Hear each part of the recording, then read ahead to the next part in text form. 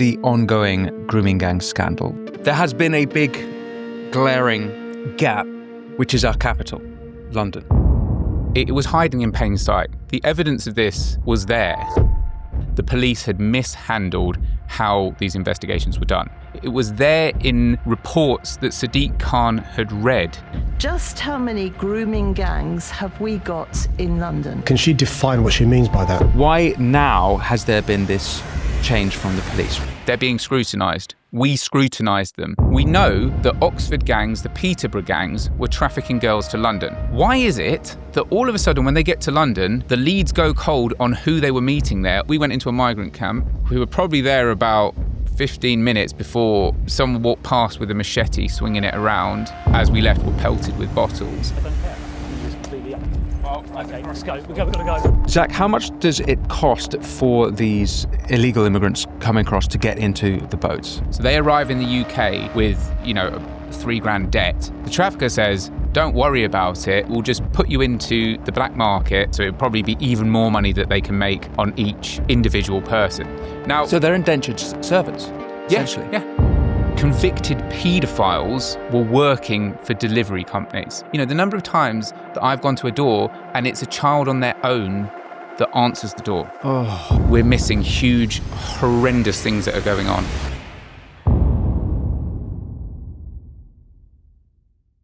Zak Garner-Purkis, welcome to the show.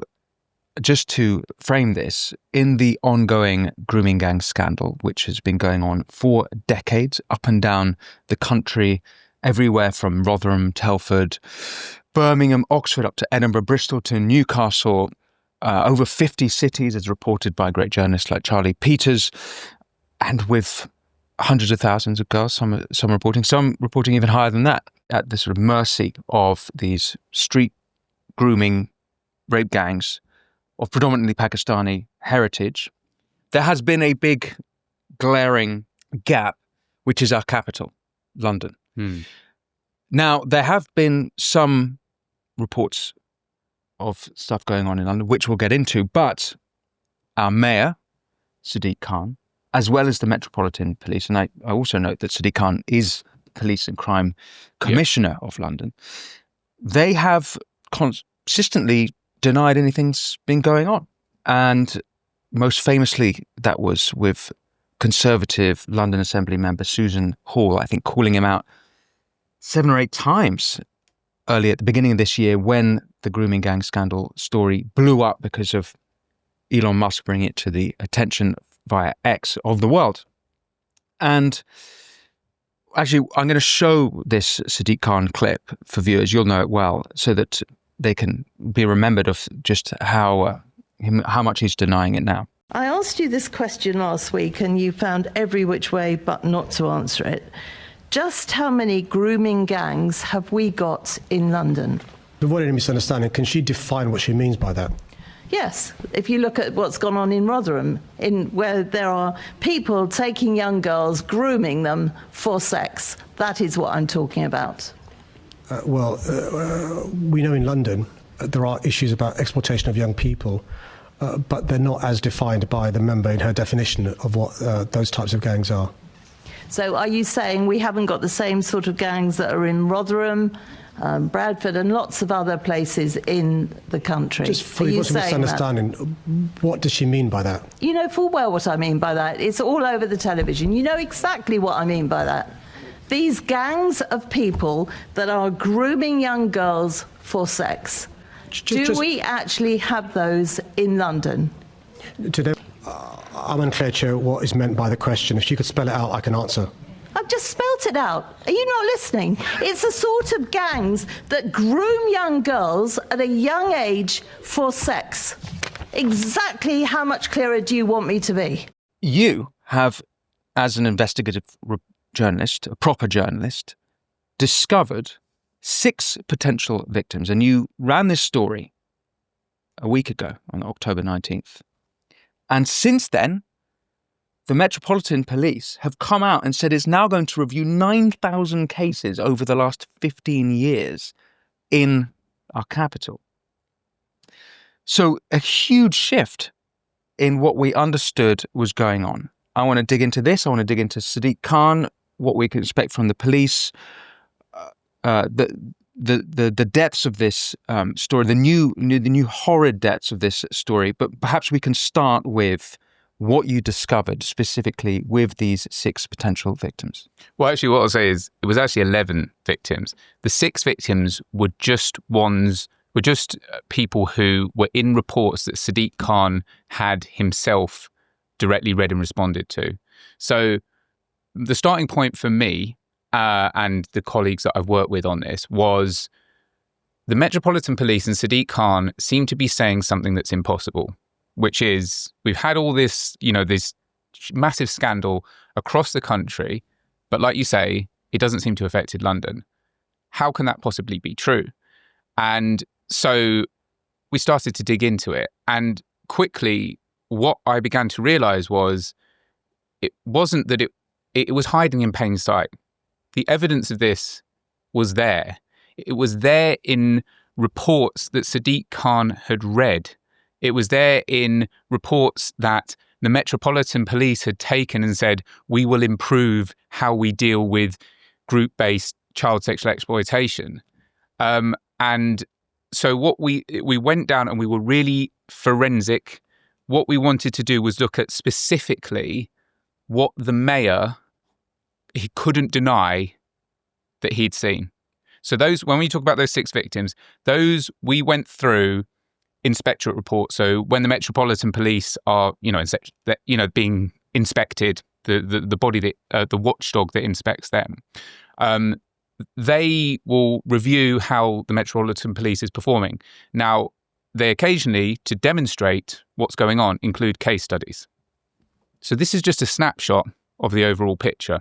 So we went through all the case studies in the report since Sadiq had become mayor, and we've kind of went through them and said, okay, which of these looks like a grooming gang? Right. And that's how we got down to the 6 victims. And we said, okay, well, we're not experts, we're just journalists. Let's take them to someone who really understands what a grooming gang victim looks like.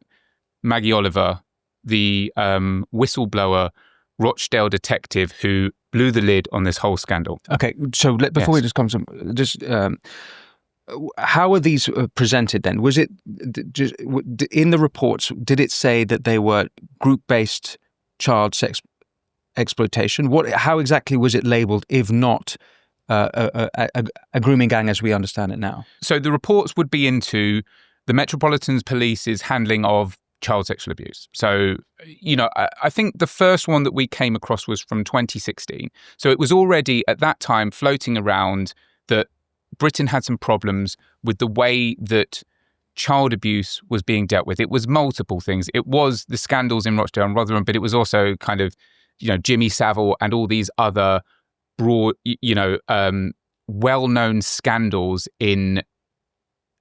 historic ones going right the way through to the present day, where the police had mishandled how these investigations were done. Now, within these reports, it will kind of talk in general terms and say, the way that victim blaming language, this type of thing. But then they will also have case study, and the case study will lay it out exactly. So this tells it in the most powerful way, because it will say, I think the first one from 2016 talks about a teenage girl who had a group of men from London that she was forced to meet up with and have sex with, let's call it raped. And if she didn't, they would threaten her and they would threaten her family. Mm-hmm. It puts it there. It's about 200 words. From anyone that looks at it, it sounds like a grooming gang. We took that to Maggie Oliver, and she confirms, yes, 100%, those are the patterns that I saw in Rochdale. Right. And so, the 6 victims that we found are just what an everyday person could read within this report in a little box, and it will just describe what is now a familiar pattern of exploitation and abuse. Okay, so just for clarity and definition here, we're talking about group child sexual exploitation. And what has been found is that when it comes to street grooming, that has been overwhelmingly of Pakistani heritage. But there's other types of group child sexual exploitation, most notably online, familial, institutional. And in those cases, although it is a majority white, there's still a vast overrepresentation in relation to the general population about those of South Asian background. Now, the reports you're saying are there's no ethnicity recorded, right? So we don't know. The reason I paint this all out is that now it's become the case that if grooming gangs come up, we immediately think of the Pakistani heritage rape gangs. And it is the case that they were predominantly Pakistani heritage. But that is important to clarify. We don't actually know the ethnicity. What we do know in your report is that these cases, as Maggie Oliver attests, link up in the style that it's street grooming as opposed to online, institutional, familial. Have I understood that correctly? I just found out something wild about stem cells. If you don't know, stem cells are like tiny repair crews in your body, and they go fix things that need to be fixed. Guess who's been ahead of the curve of this? Joe Rogan. He's been talking about this for years. Just watch. I had a full-length rotator cuff tear, and the UFC gave me a doctor in Los Angeles, and he looks at my MRI and goes, "You're going to need surgery." I go, 100%? He goes, "I don't know how you're using it now. It's a matter of time. You're going to need surgery, so it might be better to do it now." So I got it shot up with stem cells. And this was the early days of stem cells in America where you could get away with more. You got to go to Mexico now. But here's the crazy part. Most stem cell therapies are illegal in the US. Not because they're unsafe, not because they don't work, but because they work too well. And that threatens Big Pharma. If you could heal your knees, fix your back, or recover from surgery without pills, insurance, or endless doctor visits, what happens to their profits? The FDA has blocked these treatments. As a result, people are forced to go overseas just to get access to their own biology. And it's expensive, unregulated, and out of reach for most of us. Just one placenta stem cell injection can run you back 50 grand. Here's what most people don't know. There's a natural way to support your own stem cell activity, and it comes from high flavanol cocoa. Studies have been done to show that the flavonols in cocoa stimulate stem cells to come out of your bone marrow. Harvard scientist Dr. William Lee actually backs this up. Check it out. So, studies have been done to show that the flavonols in cocoa stimulate stem cells to come out of your bone marrow like bees in a beehive in your bloodstream, and they go out and they find wherever it needs to be repaired. If it's your heart, they'll fix it. If it's in your liver, they'll fix it. If it's your skin, they'll fix it. That's right, dark chocolate. But here's the thing. Flavonols are the good stuff found in cocoa beans, but they're usually destroyed during the chocolate-making process. That's where Black Forest supplements come in. They've created the first ever high flavanol cocoa powder, packed with everything your body actually needs, and it's only 20 calories. I mix it with my coffee in the mornings or my proteins after the gym. It tastes amazing. And a whopping buy one, get one free for 48 hours only. The link is in the description of this video or the pinned comment. Don't miss out. Absolutely. I think so with the grooming gang, the best way to understand it in terms of is the modus operandi, which is vulnerable children, often girls in care, who are groomed. Often it's by a younger boyfriend who then kind of like will involve alcohol, will involve drugs. It's a pattern. Like you say, we don't know ethnicity on this yet, but I think it's very important to highlight the fact Susan Hall never mentioned ethnicity or religion in any of her questions to Sadiq Khan. We didn't mention it in any of our reporting. The first person to mention ethnicity in this was Sadiq Khan last week when he spoke to ITV.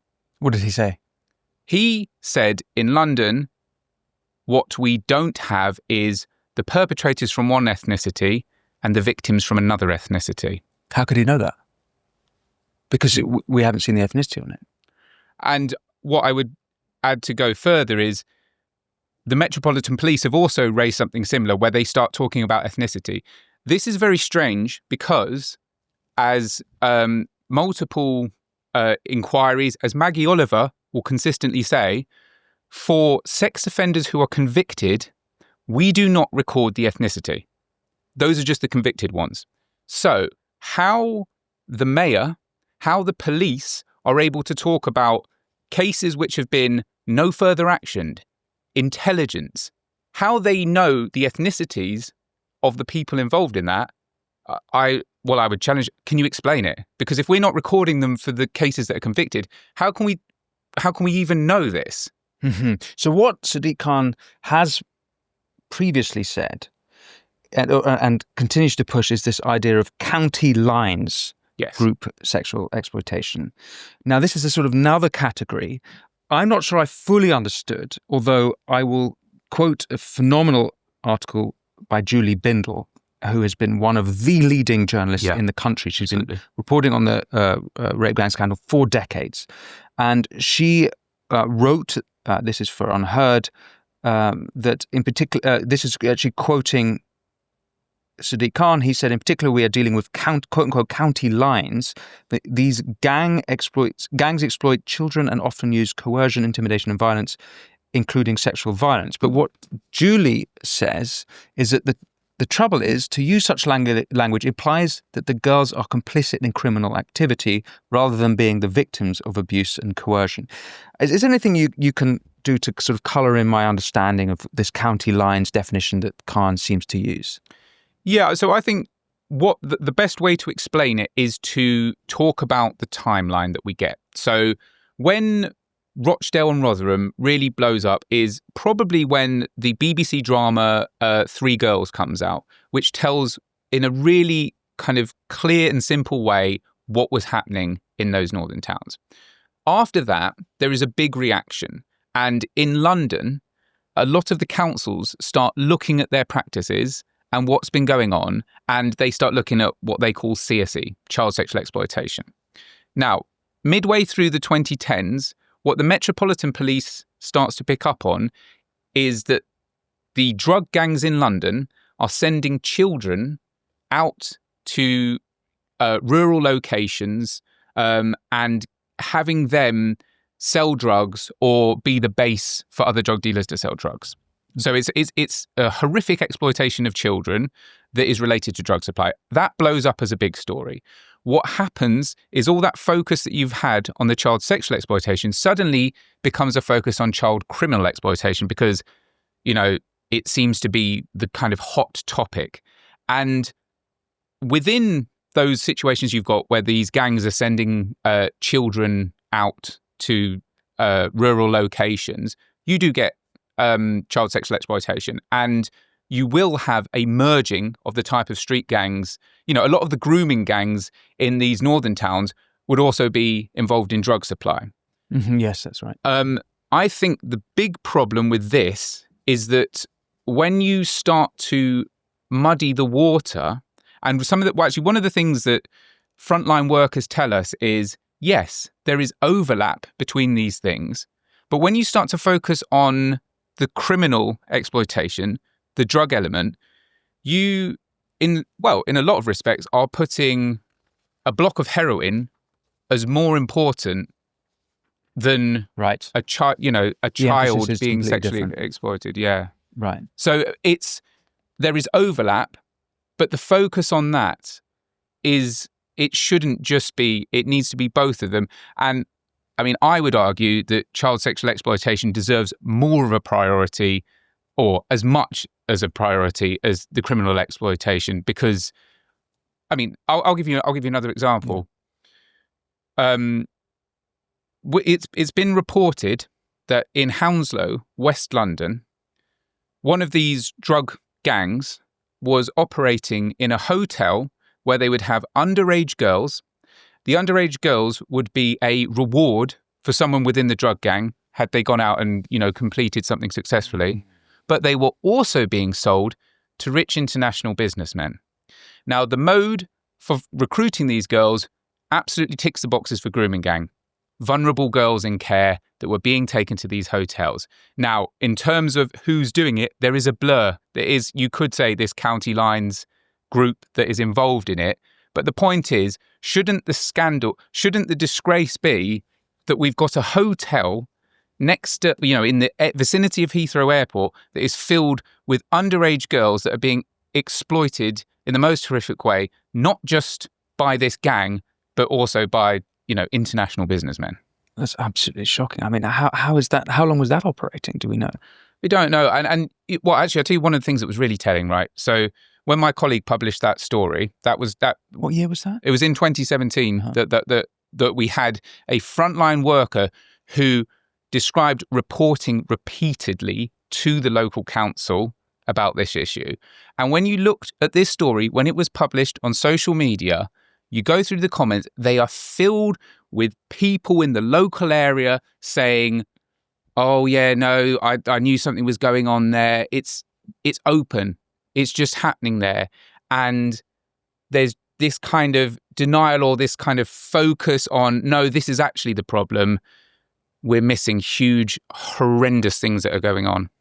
So before we come to the change in tack and before we look at the Met Police, I think it's just worth colouring in. This is something else that Julie Bindel reported, which is that actually we have known about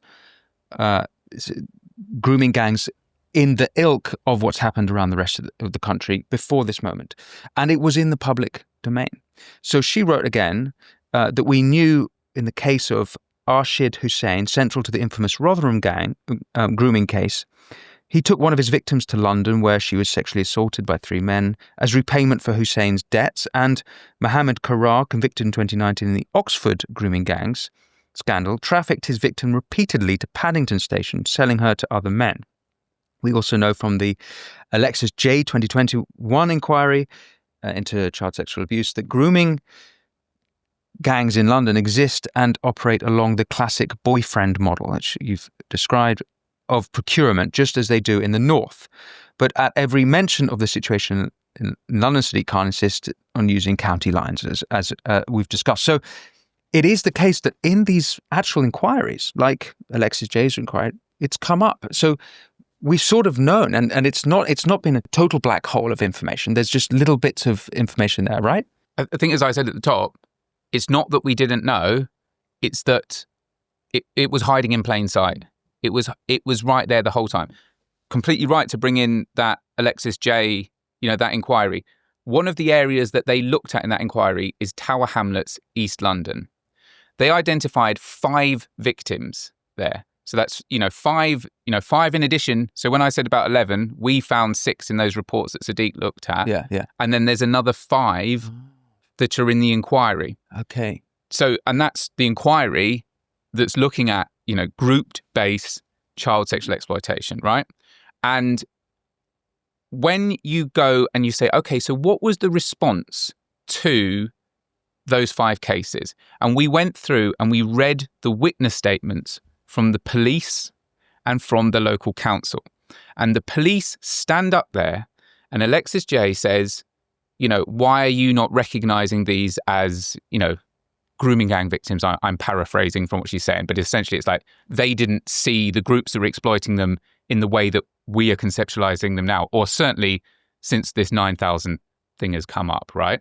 And the police stand up and say, well, actually, the definition for a group or a gang that we use is closer to an organized crime group. So essentially, and this was in that letter that Mark Rowley said, where he said, oh, we've been using a different definition. So the reason that it wasn't being seen and recorded is because they were going, oh, well, they're not an organised crime group. They don't tick these boxes that we need if we were going to prosecute them as an OCG. Tower Hamlets, you've got the police saying, oh, we don't see that, so we don't recognise those 5 cases. The council just has repeatedly said, we don't have these 5 cases, and essentially just ignored the inquiry. And this is why we need to be very careful about any of these future inquiries we've got, because if they can have the police stand up there and the council stand up there and be challenged on this stuff, and then it just completely is ignored to the extent that it only takes, a journalist going in and going, oh yeah, hold on, wasn't this in there all along? For it to then suddenly go, oh, maybe we have got 9,000 cases if we change the definition that we should have changed when that previous inquiry was. And, it's there. It's all on the public record. Nothing of what I'm saying, normally I have to go in and you have to find a source and you have to verify that source. It's all just there. It's all just in the public record. So then I guess we should probably touch then on, is there anything else to this, the Metropolitan Police previous stance that we should know about before we come to this new approach? So I think the other thing with the police that's important to mention is the same time that Sadiq is questioned by Susan Hall and he does his, I'm sorry, can you be more clear, that, quite, obnoxious performance. To say the least. Yeah. Sir Mark Rowley, in what was, this just flies completely under the radar because obviously everything's blowing up with Elon Musk and all the rest of it. Sir Mark Rowley appears in front of some London Assembly members, including Sean Bailey, former candidate for mayor. And Sean Bailey says to him, look, I know we're really serious about county lines, but are we, again, I'm paraphrasing here, are we missing something when it comes to group-based child sexual exploitation? And what Sir Mark Rowley says is, I can't guarantee you something that we don't see. We're not seeing it. Now, whether that is because of the definition or whether that's something deeper or where that comes from, I don't know. But that is very, very significant because you've got the mayor saying it doesn't exist. You've got the top of the police saying it doesn't exist. But, an inquiry has said, yes, look, it's here. Those previous reports that we checked with Maggie Oliver shows that it's there. Okay. So how and why were they able to say that? And why has it only taken for us for that scrutiny to come? And Sadiq Khan, who previously refused to use the word grooming gangs, I think he even said in one of his responses to Susan Hall, grooming, your word, not mine. He's now saying, he's now talking about grooming gang victims. He's now using that word. The Metropolitan Police are now saying grooming gangs is particularly insidious. Now, as of this week, you mean? As of when that letter from Sir Mark Rowley to Sadiq Khan, this seems to be suddenly there is a massive shift. Given what Bindle has previously reported, given what was in the J report, why now has there been this change from the police? Why would they suddenly now change their tack? I mean, I can't know what's going on inside there, but the only thing that I can think of is scrutiny. They're being scrutinized. We scrutinized them. We took the public record and we scrutinized it, and all of a sudden they found all these cases. There's something important to mention about these 9,000 cases. In January, the whole scandal blew up again, right? So, Elon Musk starts tweeting about it. The government thinks, we need to react. In June, Yvette Cooper, then Home Secretary, comes out and says, okay, we're going to do an inquiry. But also, in January, I went to all of the police forces and I asked them to review cases, potential grooming gang cases, to see that have been no further actioned or not properly investigated, to see whether some of these need to be reopened. Now, after she says that, Sadiq Khan tells Susan Hall that he has no indication that any of and Yvette Cooper said there's 1,000 cases across the country that we've got. He says there's no indication that any of those cases are in London. Just let that sink in for a second. London is I think in terms of the percentage of UK crime that it accounts for, it's massive. It's the majority of crime that takes place in this country. They were seriously sitting there saying, we found 1,000 cases of potential grooming gangs in the country and none of them are in London. Yeah. So we started asking them, we said, can you tell us how many or how many cases you might have found with the Home Office review? And they kept refusing to answer us. And the Home Office kept refusing to answer us. And then after we do the first story, which points out the inspectorate reports, that publishes on the Sunday. On the Friday, that's when they reveal the 9,000 cases. Now, we really need to know, the British public, Londoners need to know what happened between January, June, and now October, that it went from 1,000 nationwide with none in London to the Met looking at 9,000. Now, they've deliberately given, I think they've given a big number. They've given a wide range of the cases that they're looking at. But think about it this way. Even if 1 in 10 of those cases that they assess is potential grooming gang that will get, added to this Home Office list, that will still be the same pretty much as the whole country. So London alone will have as many as the whole country had. We should assume they'd have as many. Why do you think that they have as many? Is that because of the distribution of the population, or? it's inconceivable that if a town like Rotherham and Rochdale, like you said, so the Julie Bindel, she correctly identifies, we know, and Charlie Peters has pointed this out as well, we know the Oxford gangs, the Peterborough gangs, were trafficking girls to London. Why is it that all of a sudden when they get to London, the leads go cold on who they were meeting there or what groups they're interacting with there? Why, when they'd done such good hard work, for a force, a police force with less resources in Peterborough and Oxford, that when they go to the Met aren't like, oh, thanks guys, let's also look into this and what have we found here? Yeah, quite. So now with this change, presumably the idea that they're going to do a review of 9,000 cases, that's going to be very expensive. So they must have had, someone is saying, it's worth spending our money here. This is what I'm taking from it. Do you have any insight into how much something like this, is there any precedent for how much something like this would cost? Mark Rowley said it's going to cost many, many millions over many years. That's what he said. The previous grooming gangs inquiry ran into the hundreds, or I'm calling it the grooming gangs inquiry, child sexual abuse inquiry ran into the hundreds of millions. If you want to do this thing properly, it is going to cost an absolute fortune. The thing that we're talking about, though, in terms of cost and weighing it up with that, is like, these are the most vulnerable children in Britain who were failed by the councils that were looking after them and the police force that should have protected them when the worst happened. That should be a priority for what we spend money on.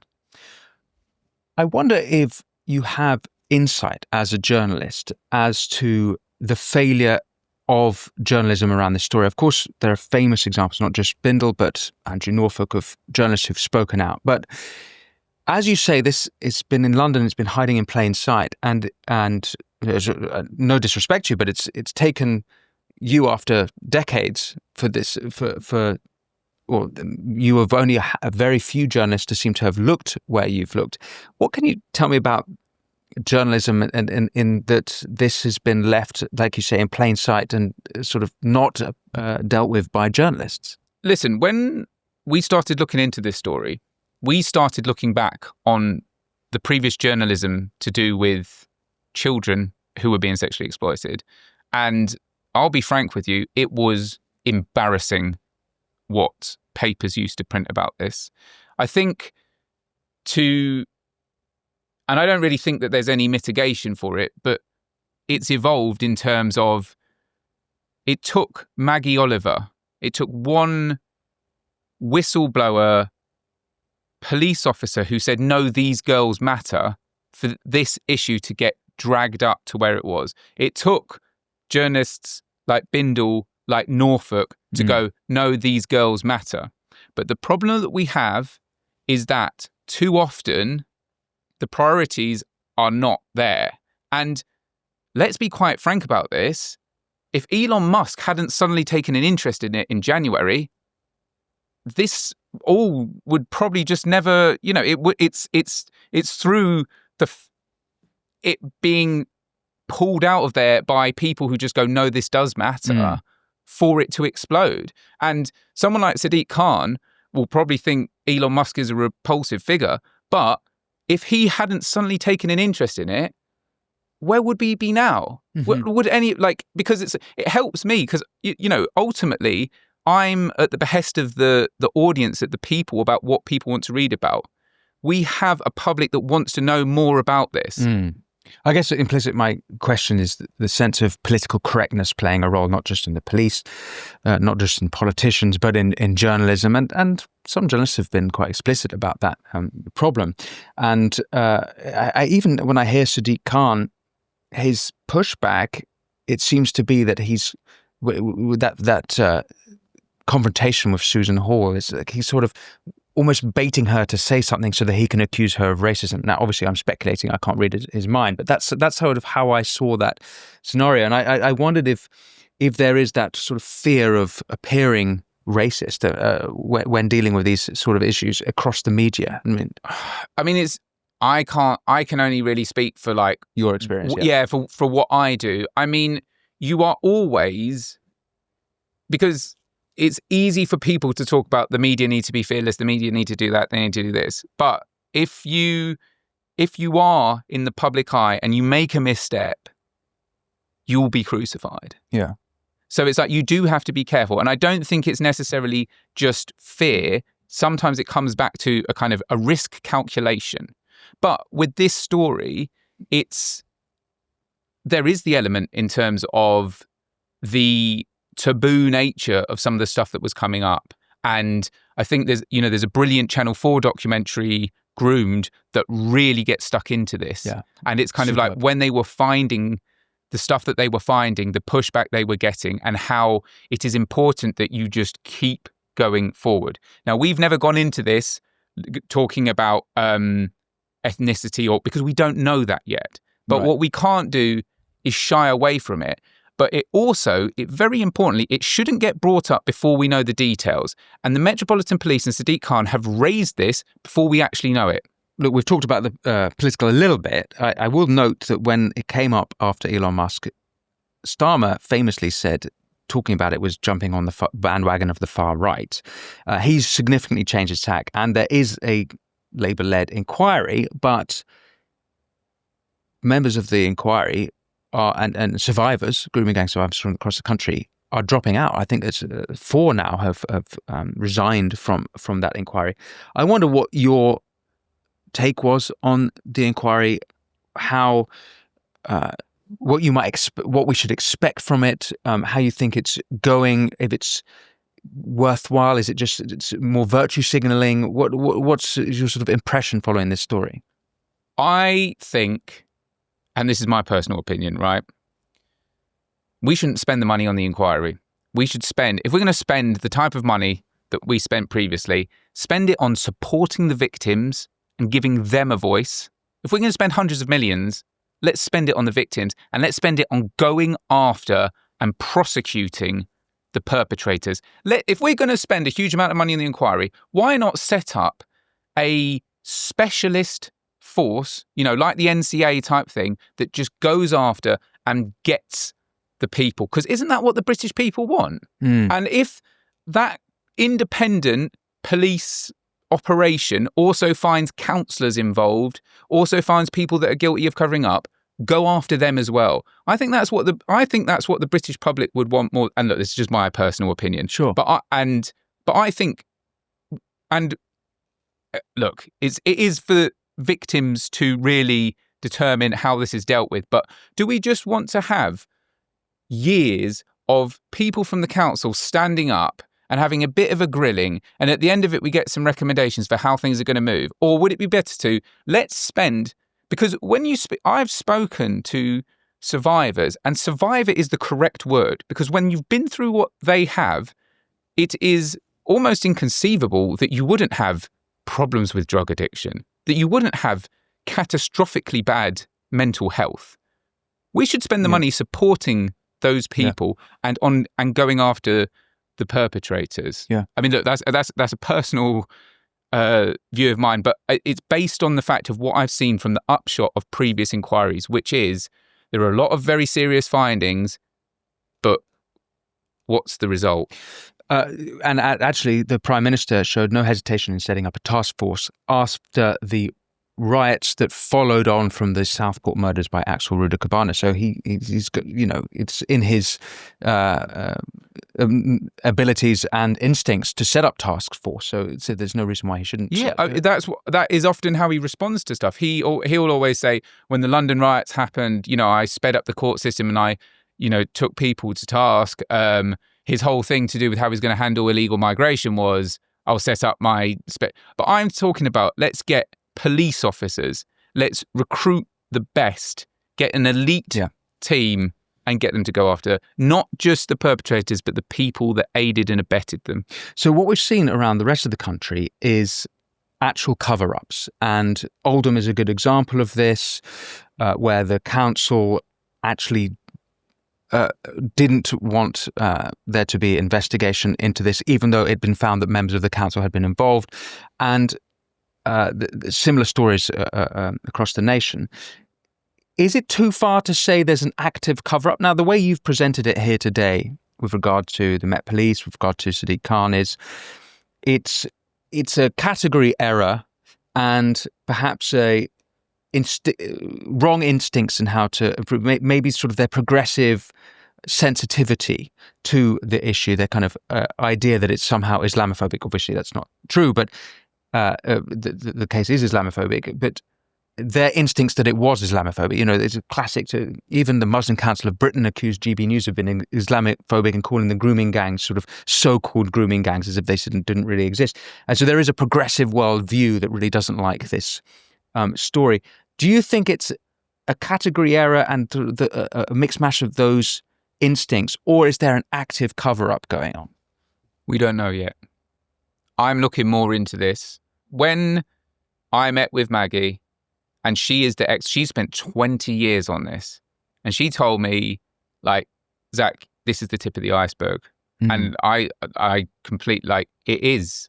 What we've got is just the tip of the iceberg. We have to see how far, how deep this goes. We just don't know yet. I think we can't be drawing conclusions to do with because, and also, you know, the thing that Maggie says to me, and, you know, I'm guided by her insight on this is, she told me, she was like, look at what's happening in London and look at the patterns that you saw in other parts of the country. And it's a national shame that we're only at this point with London, but that we will find out more. Yes. More will come. We're not going to stop digging. Look, it's a horrific story. Is there anything you think I've missed here that we haven't covered in this so far? I think one of the points that actually needs to be made, I've touched on survivors, but what is really important to say about the London survivors is they have been made to be invisible. They have been made to be ignored. Sadiq Khan and that interaction with Susan Hall, we should look at that through the eyes of someone who is a survivor of a grooming gang. What do they see? They see the man who is head of the Metropolitan Police, who's ultimately in charge of scrutinising the police, responding to a question about rape gangs by saying, can you be more specific? Yeah. There is no more powerful way to make someone feel invisible than to not even understand what they have been a victim of. Yeah. It's you know, people talk about gaslighting. That phrase gets thrown about. But this is gaslighting at the highest possible level. And then for him to come out and say, oh, actually, the whole time I've been telling them to leave no stone unturned, that it's almost like an abusive relationship, isn't it? It's where they go, oh, I don't know what you're talking about. And then something bad comes out and they go, oh yeah, I've been looking into this the whole time. And it makes you, if I'm feeling like, oh my God, like I'm losing am I going crazy from, like, if they're saying those two things to me with a straight face? What is that like for someone that's been abused from the age of 13, that's then been hooked on drugs by her abusers, that then can't escape her abusers, that then, if she wants to speak out, that her abusers, she might see them in Tesco's. You know, if she wants to go to the police didn't believe her, or maybe accused her of putting herself at risk. Yeah. But she still sees that the person that exploited her, and they're just, you know, some of them, the words used is they think they're untouchable, and why wouldn't they? Yeah, no, you're absolutely right. That is absolutely the priority of all of this. I'm still trying to put myself in the mind of our mayor. You know, as we've already discussed, what we did know, it was, as you say, it was hiding in plain sight. He even was signing off on some of these cases. And now he's done this volte-face, and I can't. is he just a typical liar, or is he sort of blinded himself? Is he so in this defensive ideology that he has kind of tricked himself into believing something? I mean, I know I'm in the realm of speculation here, but it's hard to make sense of his position. I think as we investigated this, one of the things that we noticed is what people often try and do is they try and tangle you up in legalese, in definitions, in I didn't mean this is what I meant. They'll take a simple question, does London have any grooming gangs? And they'll say, what do you mean by a grooming gang? Can you be more specific? And it's that political legalese way, kind of playing with language way of operating, which when it comes to stuff like this, I think the British public, they don't want any of that. They just want clear, straight answers. Mm-hmm. And we had to keep going back, and every time, because it lures you in, because then you go, oh, well, maybe I can look at what definition that is like, let's keep it simple. Mm-hmm. Let's keep it very simple and straightforward. And we continue to do that all the way through. And that's why we went from the point of the first time that we approached the mayor's office for comment, he told us these were false, malicious and politically motivated allegations that he had mishandled grooming gangs. That was 6 weeks ago. Today, he's been leaving no stone unturned. Wow. What an amazing change. It really is quite, endlessly shocking, basically. And this must be the greatest shame of our country. I'm horrified by it. And congratulations on a great piece of journalism here. And it's very important work that you're doing. Well, thanks for highlighting it as well.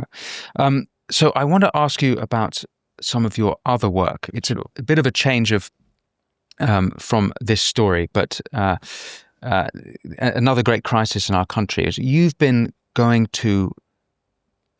covering what's going on at the border crossings now for some years, and you've seen it firsthand. You've been to northern France. I wondered if you might tell me and listeners what you've experienced and where we are today with illegal border crossings. Yeah, well, I mean, I have been going to France over a number of years, and I think that when you go there and when you speak to people, when you see this firsthand, you realize how the simple messaging that you often get from the smash the gangs or the other kind of stop the boats, it's very easy to use rhetoric, but you need to go and see it on the ground. So I went out there with Chris Philp. I think he was probably the first politician to actually go and see one of these places. He's Conservative MP. Yeah. And is he a shadow minister? Shadow Home Secretary. Shadow Home Secretary. So, and he could grasp there. We went into a migrant camp. We were probably there about 15 minutes before someone walked past with a machete swinging it around. And as we left, were pelted with bottles.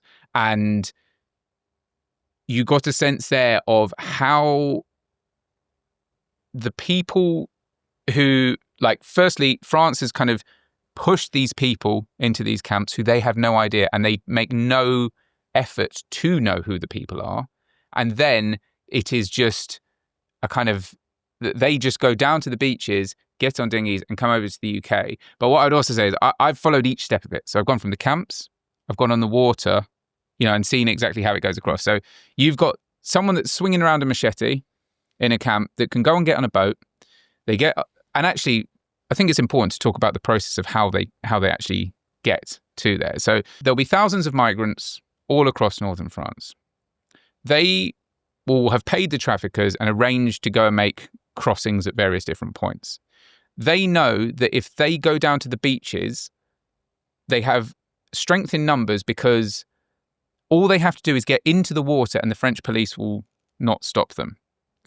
So what will happen is you'll get kind of maybe 180 migrants that will just run on a beach. The police might do a bit of crowd control, but essentially all they have to do is get into water that's relatively shallow, and there'll be a boat picking them up. And once they're on that boat, the French will not intervene. It's essentially a kind of a trip all the way over. Our border force comes and picks them up. Okay, so when you say that France is channeling these people to northern France, how are they channeling them? What do you mean by that? So maybe channeling is the wrong word. It's more that they're kind of kettling them in the particular places. So there is a flow. The flow of migrant goes kind of from various different, through Turkey up the way around. They normally end up in Belgium. Now, in Belgium, if you go to Brussels, there would be an overwhelming number of people trying to claim asylum there. Oftentimes, they're rejected, at which point they normally go straight over to northern France. Now, when they get to northern France, and you go about places like Calais and Dunkirk, you'll notice huge groups of migrants.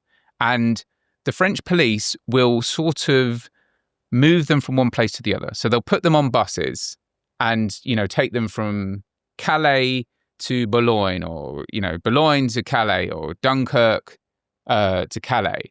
But they're at no point trying to know who those people are. Because what they know is... They're not registering them. Eventually, they'll make it across on the boat and they won't be their problem anymore. Right, okay, I see. So they're actively doing that, even though we've got several deals with them to not do that. Well, and I think... When would you go there exactly? Well, I normally would go over there several times over the course of the summer, which is when crossings are at their height. Because the weather's best. Yeah. Right, so, but has things changed this year? So... is what you're describing what's been the case over the last few years, or is this is how it is now?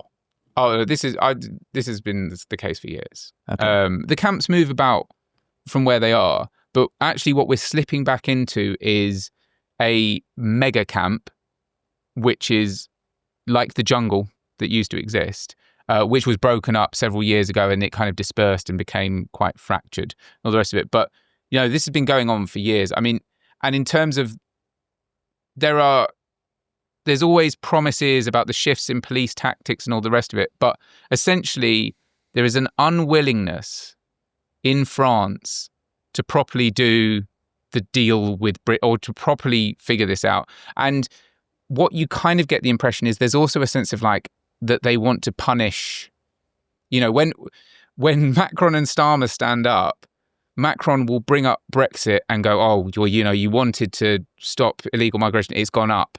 And you go, well, hold on a second. If that's what the tone that's set, what then happens on the ground? What people maybe don't appreciate back home is the sheer chaos of it. This is a completely uncontrolled situation. And what I was mentioning earlier about the tip of the iceberg, the stuff that we see with the small boats is the tip of the trafficking iceberg. It's just the most obvious stuff. The stuff that when we see a bunch of people going on a dinghy across the channel, that's only a small proportion of all the other methods that there will be, And look, there is focus on it because of that reason, but we shouldn't forget that there is, trafficking in the same way as this, horrible exploitation. It is a lucrative business that people make a lot of money from. Yeah, and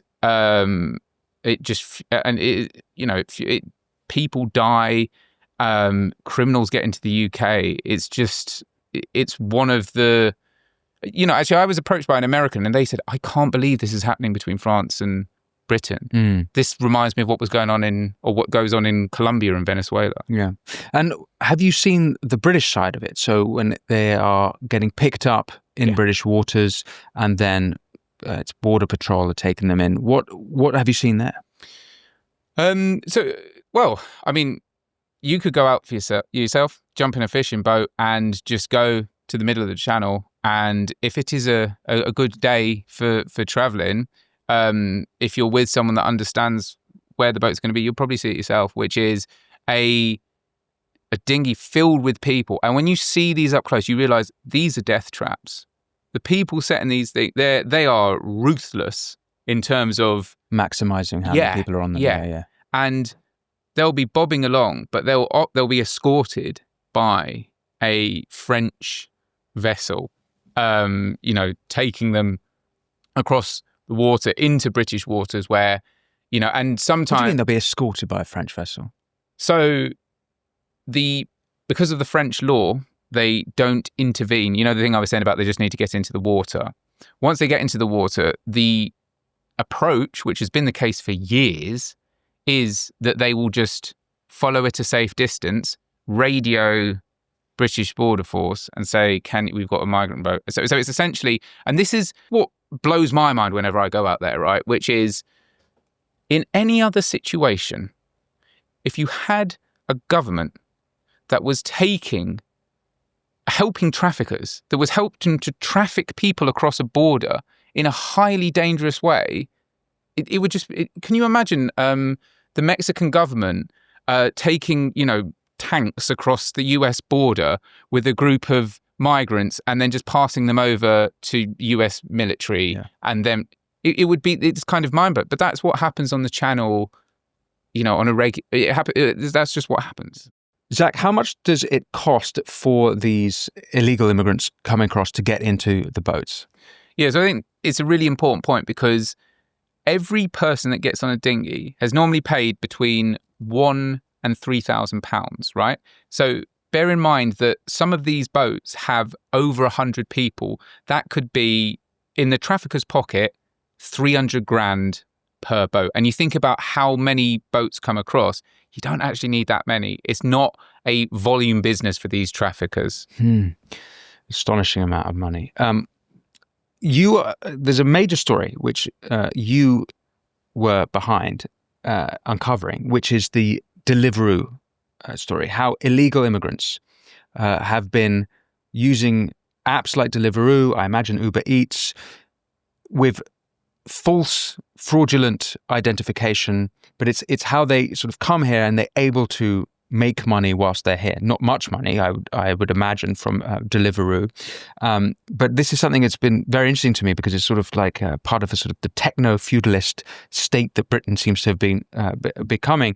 And doubly important, given that Sir Keir Starmer said he wants to introduce digital ID to tackle illegal immigration. Well, here we have a situation where illegal immigrants are getting around a version of digital identification through these Deliveroo apps. So what can you tell me about that specific story, what you uncovered, how it functions, the whole sort of delivering food apps and used by illegal immigrants? So I think what we need to do is pick it up from what happens when the people in France, who often they don't have any means to make money to pay that their fare across. So they arrive in the UK with, a £3,000 debt to a trafficker. The trafficker says, don't worry about it. You can easily, we'll just put you into the black market and get you working. And of course, that then means that they're probably going to, earn them $5,000 or $6,000. So it would probably be even more money that they can make on each individual person. Now, so they're indentured servants, essentially. Yeah. So they don't have the money to get across the channel. They commit somehow to these gangs. Oh yeah, I'll do 1-3. They say, oh, I don't have the cash. They go, don't worry, you don't need the cash up front. We come over, and then immediately on the other side, the gangs chase them into these. Well, actually, I'll give you another bit of detail on this. So actually, the way that it works is, and I went and spoke to migrants in the hills, which was what they say is, the traffickers will say, well, don't worry, we'll lend you the money, but we need to know who you are and we need to know who your family are. And that will often take place like in somewhere like Turkey or, Iraq or somewhere where the people have come from. So it's not just that they owe the money, that what has been put down as the kind of deposit is something can happen to your family somewhere. These are ruthless organizations, but they then are, because Britain has such weak such a weak approach, and France always complains about this. You say, why your black market is just so free and easy to use. And what happens is they come over to the UK, they've got this debt, and they're set up by the traffickers to work for, the most obvious one is the food delivery apps. So there was a picture that went around on social media that just said, illegal migrants don't have the right to work in the UK. Here's a picture of a load of bicycles for, Uber Eats, Just Eat, Deliveroo outside a migrant hotel. So I was like, all right, very simple task. Let me go and just watch the hotel and see what I see. So I went down there around about the time that, people are ordering food, and there was and me and the photographer just sat there, and we just watched migrant after migrant coming out, putting on their Just Eat, Deliveroo bags, off they go to go and work illegally, probably paying off that debt. So we went down one night. I made a big list of this time this person comes out, just logged it all. And then I said, okay, the following evening, let me go and just try and speak to some of them. And went down and just started speaking to them. Obviously, guys were covering their faces. What was surprising was quickly then other elements from the hotel came out and started trying to intimidate us. And we eventually left after a guy who came out from the hotel as we were filming and trying to speak to people and just say, why are you working? He came out and said, oh, if you put that camera in my face, I'll bust your face kind of thing, which was obviously he wanted to get a confrontation because he'd come out and put himself on camera and then was threatening us for filming. And there was a whole element within that hotel where there were guys just drinking, smoking, drugs, all the rest of it. So these are the gang leaders, we're assuming? Well, or just it's like kind of that was what was acceptable in this place. And I went and tried to speak to security and said, can you explain why people are working here? And they just said, go and speak to the Home Office. Now, after we did that story, a couple of other national papers also picked up on it and did other, similar kind of investigations in other parts of the country. Obviously, it then blew up and it was kind of, it was everywhere. Really, it is the same thing that we've mentioned a couple of times. This is just the most obvious part of it. If those guys had been going to a construction site, it would have been less obvious. They go and put they're probably not going to walk out with the luminous jacket on and hard hat or whatever. But this was just so brazen. All the staff there knew what was going on. If you were in the local vicinity and you were ordering, the chances are it was going to be an illegal migrant that was delivering your food, and that money was probably going straight to a trafficker. Right. Because from the point of view of the trafficker, there's no cash exchange, so that cash is going directly to the trafficker. So from their point of view, it's a very efficient way to get their money back. And there's also an interesting thing here, which is that, so that was the first part of the story. Then I went and started speaking to some delivery drivers in Northern England. And what they told me was that they had, actually lots of them were legal migrants themselves that had come over and they'd been working as delivery drivers, and they'd got a reasonable income from it. And then what had happened was they'd had an influx of illegal workers. And because of the way that Deliveroo, Uber Eats works is the kind of surge pricing system, so, supply and demand, the more drivers you have, the lower the rate is for a driver.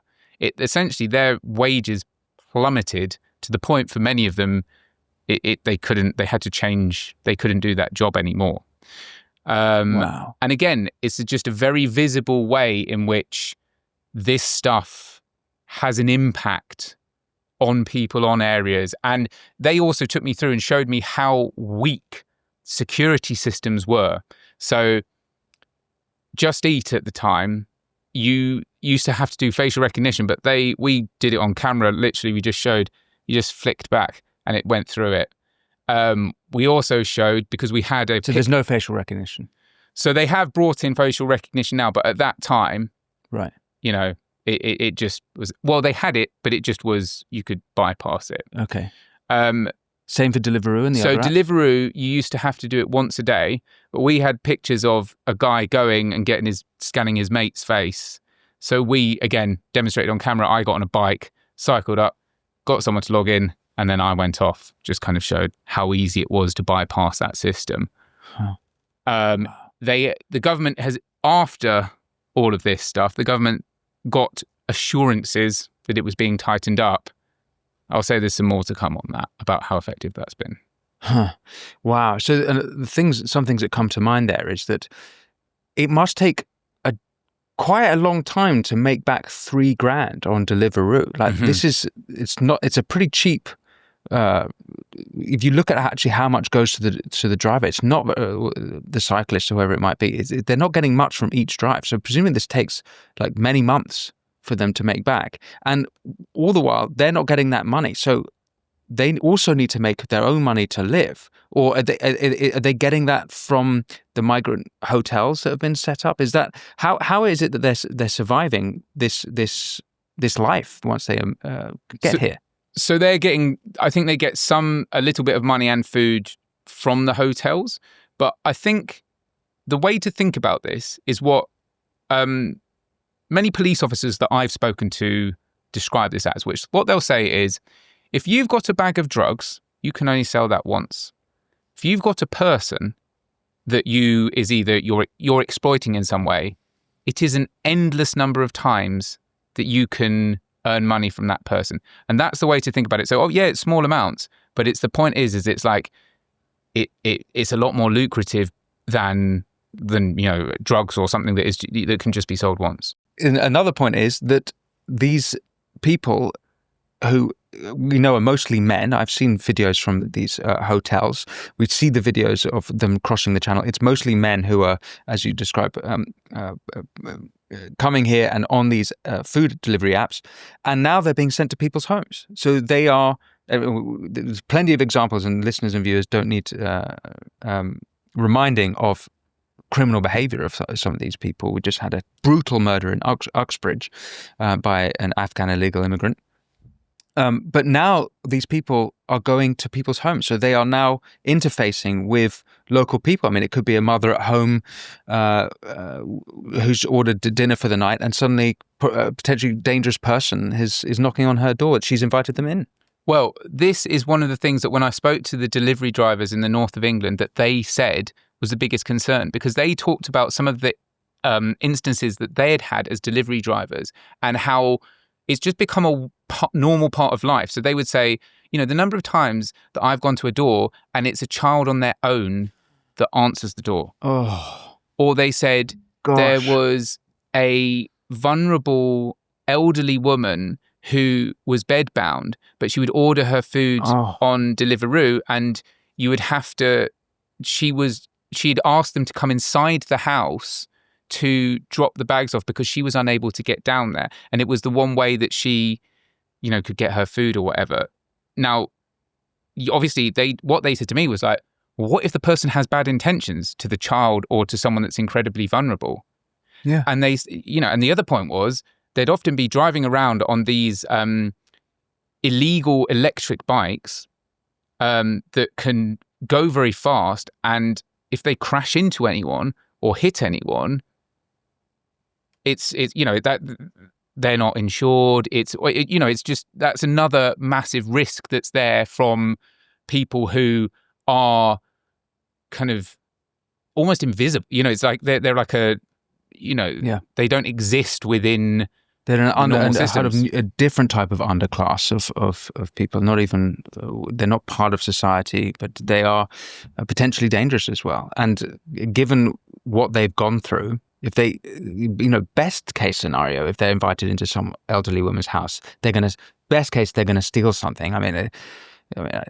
Worst case, they could, seriously abuse the people. Well, I'd say one of the other things that we know, when I started looking into this, and this almost, it wasn't the main part of the story, but perhaps there should be some focus on it, which is convicted paedophiles were working for delivery companies. Convicted British paedophile? Yes, or illegal but also, who do we know that also was working for one of these delivery companies? One of the convicted members of a grooming gang in Rochdale. Wow. So if it's that lax and that poor for people that they should know about, because I think it was 3 individuals who I Googled them and quickly it came up with the disgusting crimes that they'd done. They were working as delivery drivers.